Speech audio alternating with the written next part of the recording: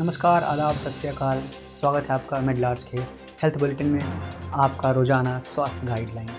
चलिए नज़र डालते हैं आज के कुछ स्वास्थ्य हेडलाइन पर।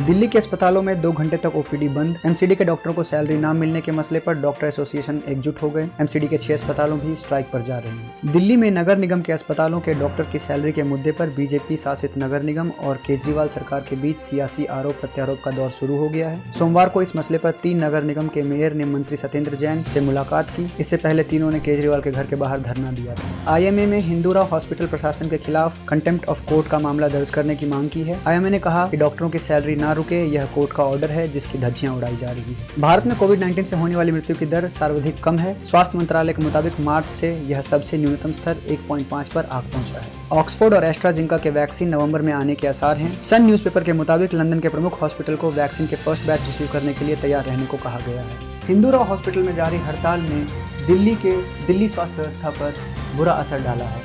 वहीं इस मामले पर दिल्ली सरकार और एमसीडी में जमकर राजनीति शुरू हो चुकी है। एमसीडी डॉक्टरों के फेवर में उतरे federation of residential doctor association यानी फोर्डा ने मांग ना मानने पर अनिश्चितकालीन हड़ताल पर जाने की धमकी दे दी है।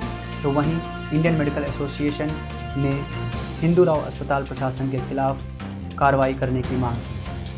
उधर फंड के अभाव में सैलरी रुकने के मसले पर दिल्ली के 3 मेयर ने मुख्यमंत्री केजरीवाल के आवास पर धरना दिया। पूरे दिन ये हाई वोल्टेज ड्रामा के बाद अंततः तीनों मेयर का धरना खत्म हो गया और वे मुख्यमंत्री आवास से लौट गए। दिल्ली के स्वास्थ्य मंत्री सत्येंद्र जैन मुख्यमंत्री केजरीवाल का हनुमान बनकर मेयरों से वार्ता के लिए पहुंचे थे, लेकिन बातचीत बेनतीजा ही रहा और आरोप आश्वासन के साथ यह मेयर और सीएम हाउस के सामने से उठ गए। मेयरों का यह कहना है कि सत्येंद्र जैन की तरफ से उन्हें आश्वासन दिया गया है कि अगले 10 दिन में इस समस्या का समाधान करेंगे।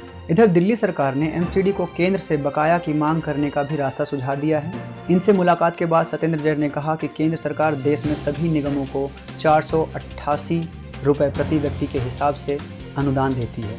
दिल्ली नगर निगम को यह अनुदान पिछले 10 साल से नहीं मिल रहा है, जो करीब 12,000 करोड़ की राशि है। तो निगम पहले केंद्र से अपना बकाया वसूले।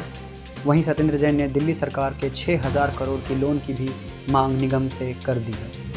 अभी मैं दिल्ली के तीनों मेयरों से मिला हूँ और उनसे मैंने कहा है कि अगर जो भी ड्यूज केंद्र सरकार पूरे देश की सभी कॉरपोरेशंस में प्रति व्यक्ति 668 रुपये, प्रति व्यक्ति 468 रुपये देती है हर साल। 12,000 करोड़ रुपये पिछले 10 साल की दिल्ली के अंदर बनते हैं। उनसे मांगे, वो जरूर दे देंगे। परंतु इसमें उनका इंटरेस्ट नहीं लग रहा है। उनको लगता है राजनीति ही करनी है, पैसे लेने में इंटरेस्ट नहीं है। इसके अलावा दिल्ली सरकार के 6,000 करोड़ रुपये का लोन है। अगर ये कह रहे हैं इनका कुछ भी ड्यू है तो वो हम दे देंगे, परंतु लोन हमारा अभी भी ड्यू है इनकी तरफ। उस लोन का भी इशू है और जो 12,000 पॉइंट सरकार से ले लेंगे। दूसरी बात, अभी इन्होंने कहा है कि दिल्ली के अंदर भ्रष्टाचार बिल्कुल नहीं है। एमसीडी के अंदर अगर कोई भी बिल्डिंग बनाता है उस पर लेंटर पे पैसे लगते हैं, तीनों मेयर के घर चले जाएंगे। छोड़ना मत इनको। मैं दिल्ली के लोगों से अपील करता हूँ, एक लेंटर के 2-2 लाख रुपए, 5-5 लाख रुपए, 3-3 लाख रुपए लेते हैं और ये कह रहे हैं कोई पैसा नहीं चलता। अगर एमसीडी के अंदर भ्रष्टाचार खत्म हो जाए तो पैसे की कमी नहीं है, सिर्फ भ्रष्टाचार है जिसकी वजह से एमसीडी नहीं चला पा रहे हैं। और मैं तो कहूँगा अगर नहीं चल रही तो रिजाइन कर दें, हम चला। 1 घंटे में कोरोना का सटीक जांच करने वाली कोविरैप मशीन को आईआईटी खड़गपुर द्वारा बनाई गई है और इसे आईसीएमआर ने मंजूरी दे दी है।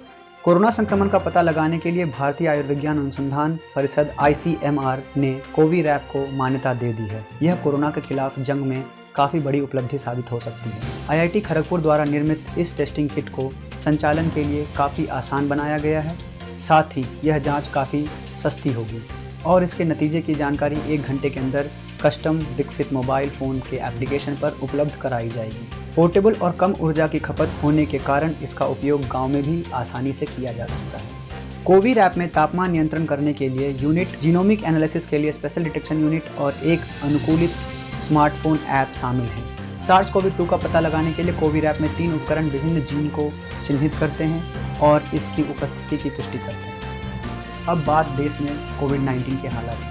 अब तक के आंकड़ों के मुताबिक 90.23% लोग ठीक हो चुके हैं, जिनकी कुल संख्या 71,37,228 है। वहीं एक्टिव केस की बात करें तो वह है 8.26% यानी 6,53,717 है और इसी बीमारी की चपेट में अब तक 1.5% लोग अपनी जान गंवा चुके हैं, जिनकी कुल संख्या है 1,19,014। एक तरफ प्रदूषण की मार और दूसरी तरफ कोरोना। किस तरह यह आपकी ज़िंदगी में खतरनाक कॉकटेल बन रहा है। देखिए WHO के विशेषज्ञों की ये खास बातचीत। Certainly, Vismita, we are very concerned because air pollution, as probably many people know by now, represents 7 million premature deaths caused every year due to the exposure of air pollution. If you realize that exposure to air pollution will increase the risk of diseases of the respiratory system, and the COVID-19 is mainly a disease of the respiratory system, you will realize that we are increasing the susceptibility, the vulnerability of people who are exposed to air pollution. Therefore, we need to make sure that this double burden is tackled in a very important way, addressing as well the causes of air pollution. Maria, explain to us exactly how air pollution impacts our body. Well, air pollution is the bad quality of the air we breathe, and that bad quality of the air we breathe, it goes to our lungs.